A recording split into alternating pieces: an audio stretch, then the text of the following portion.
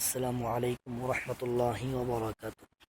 হামিদ ও মুসল্লি ও মুসল্লিম আম্মা বাদ। আলহামদুলিল্লাহ সুম্মা আলহামদুলিল্লাহ। আল্লাহ তাআলার অশেষ মেহেরবানি, অশেষ দয়ায় আলহামদুলিল্লাহ এখন অবস্থান করতেছি পবিত্র মসজিদে কুবাতে। আলহামদুলিল্লাহ, জীবনের প্রথম উমরা, মনের তামান্না, মনের আশা আল্লাহ রাব্বুল আলামিন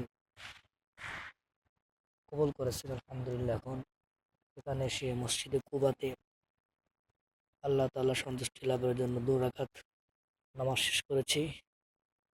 আল্লাহ তাআলা যেন আমাদের উমরাকে কবুল করেন।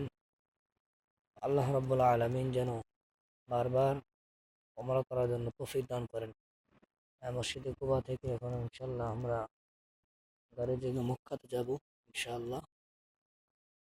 সকল কাছে দোয়া চাই, আল্লাহ রাব্বুল আলামিন যেন সহি সালামতে সফর, নিরাপদের সাথে সফর করার তৌফিক দান করেন।